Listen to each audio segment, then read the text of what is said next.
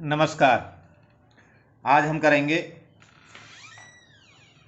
Receipt and payment account से income and expenditure account हम कैसे बनाते हैं। अब तक हमने रिसिप्ट एंड पेमेंट अकाउंट के बारे में पढ़ा और इनकम एंड एक्सपेंडिचर अकाउंट के बारे में पढ़ा। दोबारा से देख लेते हैं कि रिसिप्ट एंड पेमेंट अकाउंट में हमारी सभी तरह की रिसिप्ट लिखी होती हैं, जैसे कि यहाँ पर ये एक स्पेसिमेन आप दिया गया है। और इनकम एंड एक्सपेंडिचर अकाउंट हमारा प्रॉफिट एंड लॉस अकाउंट की तरह बनाया जाता है, यानी उसमें सारी रेवेन्यू नेचर की जो रिसिप्ट और पेमेंट्स उसमें लिखे जाते हैं। तो यहाँ पर पहले हम देख लेते हैं जो हमारी कैपिटल नेचर की इनमें आइटम्स हैं, उन्हें पहले निशान लगा लेते हैं। उन्हें हम इनकम एंड एक्सपेंडिचर अकाउंट में नहीं लिखेंगे, वो हमारी बैलेंस शीट में जाएंगी। तो यहाँ पर देखिए, सबसे पहले हम कैश का जो बैलेंस है, ओपनिंग बैलेंस भी और यहाँ पर ये क्लोजिंग बैलेंस भी, इस पर निशान लगा लेते हैं, यानी ये हमारे इसमें नहीं लिखे जाएंगे। आगे है हमारा सब्सक्रिप्शन, ये हमारा रेवेन्यू नेचर का, लेकिन इसमें 30,000 और 10 लगा लिया है, ये भी हमारे इसमें नहीं आएंगे। डोनेशन फॉर बिल्डिंग है, ये स्पेशल डोनेशन है कि बिल्डिंग के लिए कैपिटल नेचर की है, तो इसको भी हम इसमें नहीं लिखते हैं। नेक्स्ट है ये एंट्रेंस फीस, ये हमारे रेवेन्यू नेचर की है, लेकिन लाइफ मेंबरशिप फीस ये साल में जीवन भर में एक बार मिलती है, इसलिए इसको भी हम इसमें नहीं लिखते हैं, ये भी हमारी बैलेंस शीट में जाती है। बाकी इंटरेस्ट, लॉकर रेंट, इधर printing stationery, lighting, rate and taxes, telephone, postage, courier, wages, insurance premium, ये सभी हमारे क्या है, रेवेन्यू नेचर के आइटम्स है, तो ये हमारे इनकम एंड एक्सपेंडिचर अकाउंट में जाएंगे। इधर परचेज ऑफ फर्नीचर और कैश एंड कैसेट बैंक, ये हमारे इसमें नहीं आएंगे। तो चलिए हम शुरू करते हैं इनकम एंड एक्सपेंडिचर अकाउंट। तो इसमें पहले हम इनकम या एक्सपेंडिचर किसी भी तरफ से लिख लीजिए। तो हम शुरुआत करते हैं इनकम साइड से। इनकम में हमारी ये सब्सक्रिप्शन,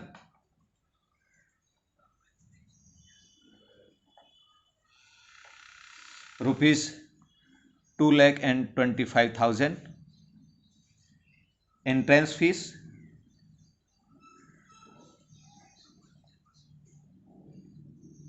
₹23,000। इंटरेस्ट ये 18,000 एंड लॉकर रेंट, ये हमारी इनकम से 42,000। इसमें हमने कैपिटल नेचर की जो इनकम से वो हमने छोड़ दी है। और ये एक्सपेंडिचर साइड में हमारे to printing and stationery,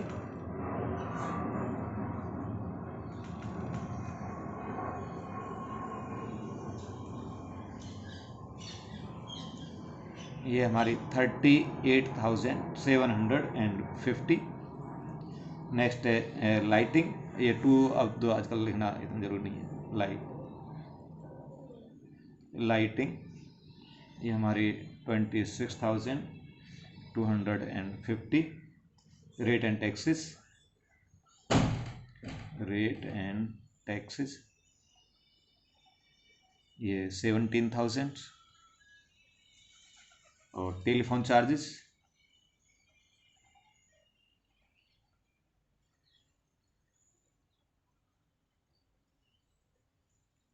$2,600। Postage and courier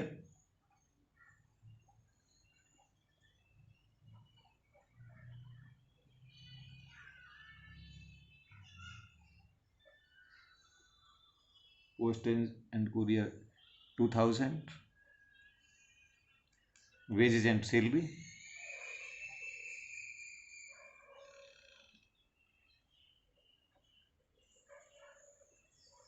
ये 88,000। और इंश्योरेंस प्रीमियम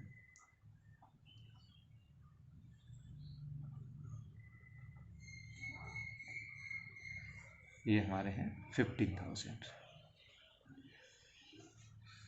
इस तरह से अब इनका हम टोटल करके बैलेंस निकाल लेंगे। तो हमें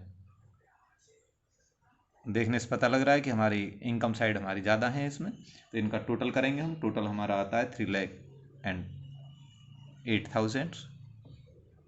इसको हम दूसरी तरफ ले आते हैं और बैलेंस निकाल लेते हैं। बैलेंस आता है हमारा 1,18,400। ये हमारे इनकम ज़्यादा है और एक्सपेंडिचर हमारे कम है, तो ये हमारा सरप्लस कहलाता है, सरप्लस। ये हमारा बैलेंस शीट में कैपिटल फंड है, उसमें हम इसे जोड़ देते हैं। इस तरीके से ये हमारे इनकम एंड एक्सपेंडिचर अकाउंट बन जाता है। बहुत ही आसान है, कोई ज़्यादा मुश्किल नहीं है। बिल्कुल 11वीं क्लास में जैसे आपने प्रॉफिट एंड लॉस अकाउंट बनाया था, सेम उसी तरीके से, इसमें कोई भी अंतर नहीं है। अब हम देखते हैं इसका दूसरा क्वेश्चन। दूसरे क्वेश्चन में इन्होंने केवल ये समझाया गया है कि जो एंट्रेंस फीस है उसको हम किस तरीके से दिखाते हैं। देखिए, एंट्रेंस फीस के बारे में ये माना जाता है, कुछ तो इसे सीधा सीधा मानते हैं कि ये हमारी रेवेन्यू नेचर की है, लेकिन कुछ लोग इसे कैपिटल नेचर की मानते हैं। अगर क्वेश्चन में कुछ नहीं कहा गया तो आप इसे रेवेन्यू नेचर की मानेंगे और इनकम एंड एक्सपेंडिचर अकाउंट में दिखाएंगे। और स्पेशल जब तक कह दिया है कि भाई ये कैपिटल नेचर की, तभी इसे हम कैपिटल फंड में जोड़ते हैं, यानी बैलेंस शीट में दिखाते हैं। अब देखिए, केस 1 है during the year 2016-17 interest fees received. अब यहाँ पे कुछ भी नहीं कहा गया, तो इनकम एंड एक्सपेंडिचर अकाउंट में इसे हम लिखेंगे। दूसरे में during the year entrance fees received ₹1,20,000, it is the policy of the club to treat entrance fees as revenue receipt. इन्होंने रेवेन्यू रिसिप्ट पहले कह ही दिया है, तो फिर इनकम एंड एक्सपेंडिचर अकाउंट में जाएगा ये। During the year 2016-17 interest fees received ₹1,20,000, it is the policy of the club to treat the entrance fees as capital receipt. तो ये कैपिटल रिसिप्ट इन्होंने बता दिया, तो हम बैलेंस शीट में इसे लिखेंगे। नेक्स्ट है during the year 2016-17 interest fees received ₹1,20,000, according to the policy of the club 30% of the interest fees is to be capitalise. तो इसका मतलब 30%, 1,20,000 की 30%, 36,000 कैपिटल, ये हमारे कैपिटल में जाए, यानी बैलेंस शीट में कैपिटल नेचर की है तो बैलेंस शीट में जाएगी। और बाकी जो बच जाती है 70%, 84,000, ये इनकम एंड एक्सपेंडिचर अकाउंट में जाएगी। तो इस तरीके से हमारा दूसरा सवाल भी जाता है, लेकिन चलो फिर भी हम इसे कर लेते हैं, करके देख लेते हैं किस तरीके से हम करेंगे। अगर हमारे पास में ये फर्स्ट केस और second case first and second, दोनों ही केस में हम इसे इनकम रेवेन्यू नेचर की मानी गई दोनों में, तो इसे हम इनकम साइड में दिखाएंगे, यानी एंट्रेंस फीस। ये किस तरह से आ जाएगा हमारा, एंट्रेंस फीस 1,20,000। यानी पहले केस में भी दूसरे केस में भी हम सेम इसी तरीके से ही करेंगे, लेकिन थर्ड केस में ये सारे ही एंट्रेंस फीस को हमने कैपिटल नेचर की माना है, तो इसे लायबिलिटी साइड में कैपिटल फंड में जोड़ देते हैं। तो यहाँ पर हमें कैपिटल फंड दे नहीं रखा है, तो इसे हम खाली मान लेते हैं और इसमें ऐड कर देंगे जो भी हमारी एंट्रेंस फीस है। ये हमारी 1,20,000 आती है, और जितनी यहाँ पर जो होती है उसमें जोड़ करके इसे दिखा देते, लेकिन अब नहीं है तो हमने इसे जोड़ा नहीं है। और अब ये हमारा आ जाता है फोर्थ केस, ये केस थर्ड था। अब ये फोर्थ केस में हम किस तरीके से दिखाते हैं। फोर्थ केस में जैसे कि हमने देखा था कि इसमें से 30% को तो कैपिटलाइज किया गया है, बाकी 70% हमारी इनकम एंड एक्सपेंडिचर हो जाएगी। तो यहाँ पर इनकम एंड एक्सपेंडिचर अकाउंट और बैलेंस शीट दोनों ही बनाएंगे फोर्थ केस में। तो यहाँ पर एंट्रेंस फीस लिख देंगे हम, फीस 1,20,000 की, ये हमारी इंटू 70%, यानी 84,000, ये इस तरीके से आ जाएगी। और यहाँ पर बाकी जो 30% उसे कैपिटल फंड में जोड़ देते हैं। तो कैपिटल फंड वही हमें दिया नहीं है, तो हम खाली छोड़ देंगे इसे। Capital fund add entrance fees 1,20,000, नहीं सॉरी 1 लाख नहीं, 1,20,000, और इसका ये 30% यहाँ पर जाएगा, 70% हमारा इनकम एंड एक्सपेंडिचर अकाउंट में चला गया। तो इस तरीके से ये हो जाती है हमारी 36,000, और इनका टोटल हमारी यहाँ पर ये दिखा दिया जाता है बैलेंस शीट के अंदर। तो इस तरीके से हमारा ये दूसरा सवाल हो जाता है। इसके 4 केस है, चारों केस हम केवल ये समझाया गया है कि एंट्रेंस फीस के बारे में को हम किस तरीके से ट्रीट कर सकते हैं। अब चलते हैं हम थर्ड क्वेश्चन की तरफ। थर्ड क्वेश्चन में स्पेशल फंड के बारे में बताया गया है। अगर स्पेशल फंड कोई दे रखा है तो हम उसको कैसे ट्रीटमेंट करेंगे। जैसे यहाँ पर टूर्नामेंट एक्सपेंसेस दिए हुए हैं, अगर यहाँ पर टूर्नामेंट फंड नहीं दिया होता तो सीधा टूर्नामेंट एक्सपेंसेस को हम इनकम एंड एक्सपेंडिचर के एक्सपेंसेस साइड में, वहाँ पर एक्सपेंडिचर साइड में दिखा देते। लेकिन जब टूर्नामेंट फंड दिया गया हो तो इसका ट्रीटमेंट हम फिर बैलेंस शीट में करते हैं, यानी बैलेंस शीट में टूर्नामेंट फंड में से टूर्नामेंट एक्सपेंसेस घटा दिए जाते हैं। तो अब देखिए इसमें क्या क्या, tournament fund expenses, tournament fund investment, ये हमारा कैपिटल साइड में आ जाएगा और लायबिलिटी साइड में, और ये टूर्नामेंट फंड इन्वेस्टमेंट ये एसेट्स है हमारी। डोनेशन फॉर, ये डोनेशन स्पेशल डोनेशन हो गया, ये लायबिलिटी साइड में आएगा। गवर्नमेंट बॉन्ड यहाँ पर लिखे गए हैं, ये हमारे एसेट साइड में आएंगे। तो इस तरीके से ये एसेट्स है, ये हमारे लायबिलिटी साइड में जाएंगे। ये इन्वेस्टमेंट, ये भी हमारी एसेट साइड है, ये लायबिलिटी साइड में जाएंगे। इनको हम लेस कर देंगे लायबिलिटी साइड के जो टूर्नामेंट फंड है उनमें से। तो देखिए अब इस सवाल को हम किस तरीके से करते हैं।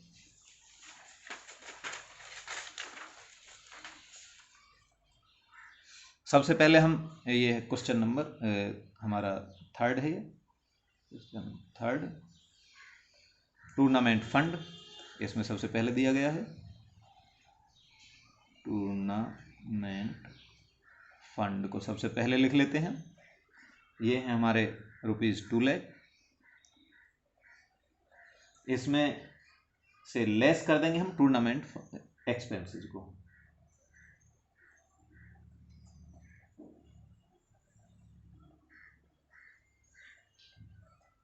ये हमारे हैं 30,000, यहाँ पर ये 1,70,000 इनको लिख दें। दूसरी तरफ एक हमारा डोनेशन भी था, डोनेशन स्पेशल डोनेशन, यानी ये भी हमारे इधर लिखा जाता है डोनेशन फॉर स्विमिंग पूल।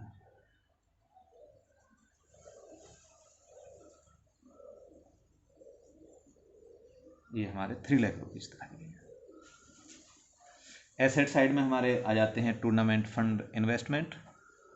इसको अगर हम टूर्नामेंट फंड में जो पैसा है उसे कहीं इन्वेस्ट कर देते हैं तो ये हमारी एसेट्स भी होती है, फंड इन्वेस्टमेंट। ये हमारे 2 लाख रुपीज़ हमारे यहीं पे लिख जाएंगे। साथ में इसमें गवर्नमेंट बॉन्ड एक और भी दिया हुआ है,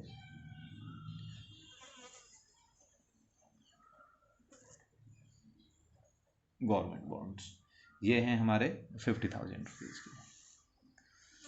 इस तरीके से ये हमारे बैलेंस शीट में दिखाए जाएंगे।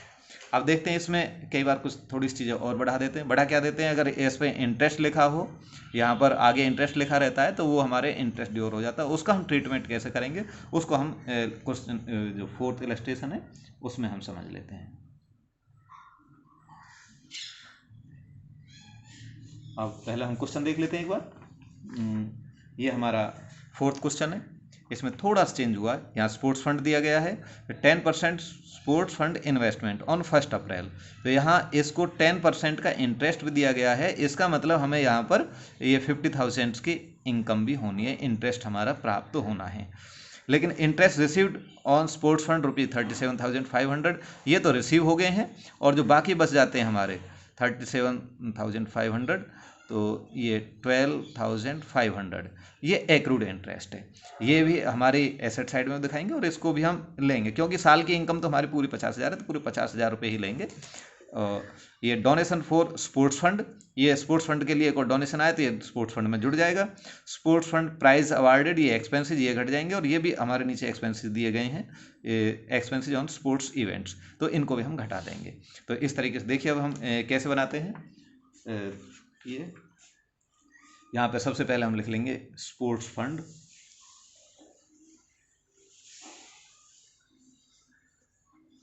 ये हमारे हैं 5 लाख रुपीज़, और इधर 10% स्पोर्ट्स फंड इन्वेस्टमेंट,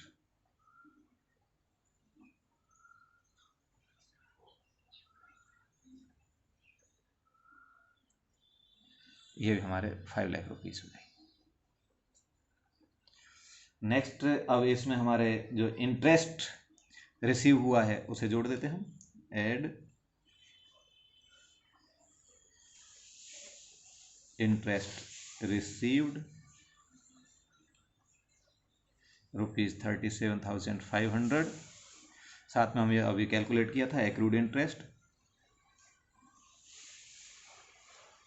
ये हमने कमा लिया लेकिन मिला नहीं है, तो भी हम इसे शामिल करते हैं, चाहे मिला हो या नहीं मिला हो, लेकिन ये हमारी इनकम है।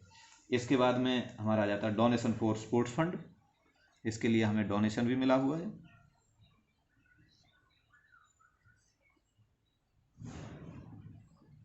ये हैं हमारे 1,20,000। ये इनका टोटल कर दिया, टोटल हमारे आ जाते हैं 6,70,000 रुपीज़। अब जो हमारे एक्सपेंसेस हैं ये लेस कर देंगे एक्सपेंसेस को। एक्सपेंसेस में स्पोर्ट्स प्राइज और एक्सपेंसेस, अदर एक्सपेंसेस हैं ये एक्सपेंसेस ऑन स्पोर्ट्स इवेंट, ये हमारे हैं 1 लाख एंड ये 15,000।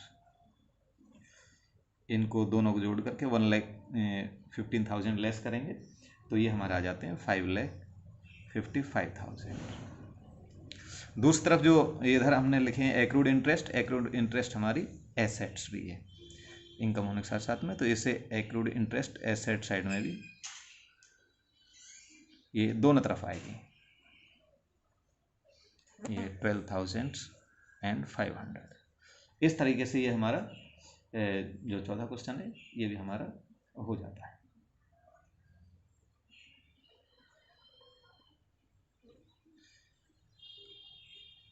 अब हम देखते हैं क्वेश्चन नंबर 5।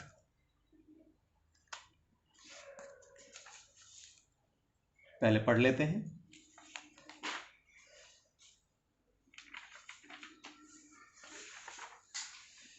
इसमें के दो पार्ट हैं, ए और बी।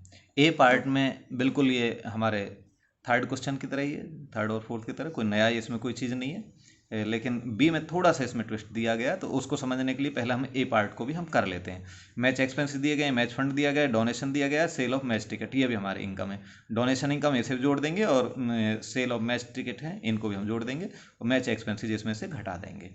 तो इस तरीके से ये हमारा मैच फंड अकाउंट बन जाएगा। अब देखते हैं इसे किस तरीके से हम इसे बनाएंगे। मैच फंड हमें दिया गया है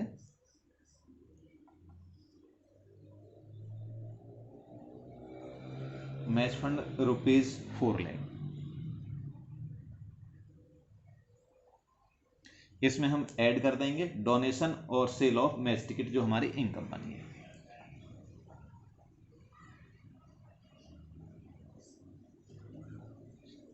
and sale of match ticket,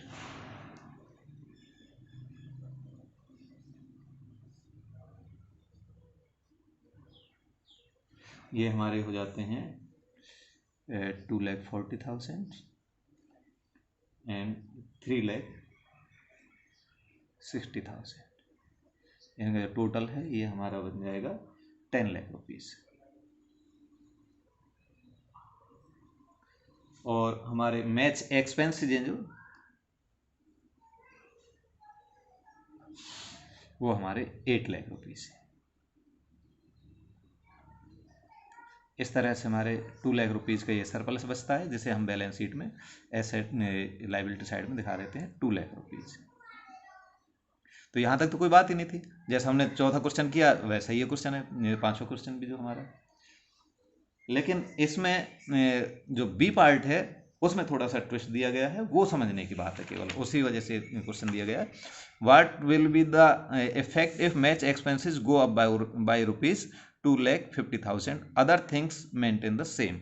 तो इसी क्वेश्चन में केवल ये है कि अगर हमारे ये बढ़ जाते हैं, जो खर्चे हैं 8 लाख रुपीज़ एक्सपेंसेस थे हमारे, लेकिन ये बढ़ करके 2,50,000 अगर इंक्रीज कर जाते हैं तो फिर हम इस सवाल को कैसे करेंगे। तो यहाँ पर मैच एक्सपेंसेस हैं जो ये 8 लाख के बजाय 2,50,000 इसमें ये हमारे बढ़ जाते हैं, और ये हमारे कितना हो जाएगा 10,50,000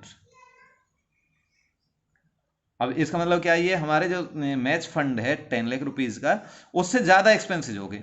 ज़्यादा कितने हो गए? 50,000 रुपीज़ ज़्यादा हो गए। तो इसको फिर हम बैलेंस शीट में ना दिखा करके, जो ये एक्सेस है हमारे 50,000 माइनस में यहाँ पर हमारे आते हैं, इसको हम फिर यानी बैलेंस शीट में नहीं दिखाएंगे अब इसको, इन्हें हम दिखाते हैं इनकम एंड एक्सपेंडिचर अकाउंट। करते हैं क्वेश्चन नंबर 6। क्वेश्चन नंबर 6 में ये 3 केस दिए गए हैं जो हम पीछे इन्हें कर चुके हैं।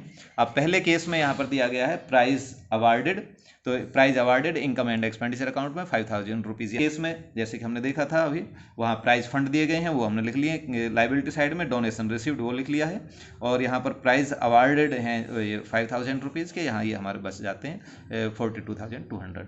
तो इसमें भी हमारा कोई दिक्कत नहीं, कैसी तीनों ही हमारे बिल्कुल वही सिंपल सवाल है जैसे कि हमने पहले किए थे, उन्हीं तरह से, कोई नई बात इसमें नहीं है। यहाँ पर भी हमने ये बैलेंस शीट इसकी बना रखी। थर्ड केस में प्राइज अवार्ड दिया गया, प्राइज फंड दिया गया, वही प्राइज फंड है। इसमें डोनेशन रिसीव्ड दिया गया है, इंटरेस्ट रिसीव्ड है, और हाँ इसी में ये चीज़ भी इसमें समझाई गई है, जैसे कि ये सवाल है ये हमने ले लिया, यहाँ पर हैं ये हमारे 40,000 के इन्वेस्टमेंट हैं, ये 40,000, और यहाँ पर 9% इंटरेस्ट इन पर रिसीव होना, ये हम पिछले सवाल में भी हम कर चुके हैं, ऐसे कोई नई बात नहीं है। 3600, इनमें से जो इंटरेस्ट रिसीव्ड है, इंटरेस्ट रिसीव्ड हमारे कितने दे रखे 2700, तो ये 900 हमारे क्या जाता है, ये एक्रूड इंटरेस्ट है। इंटरेस्ट, एक्रूड इंटरेस्ट दोनों तरफ आएगा। एक्रूड इंटरेस्ट हमने यहाँ भी लिखा है पिछले सवाल की तरह ही, और एक्रूड इंटरेस्ट को रिसीव्ड इंटरेस्ट के साथ में यहाँ पर भी लाइबिलिटी साइड में भी दिखाते हैं। इनका टोटल ये 50,800 और प्राइज अवार्डेड 5,000 से उनको लेस करके यहाँ पर ये दिखा दिया जाएगा। इस तरीके से ये हमारे छठे क्वेश्चन तक हो जाते हैं।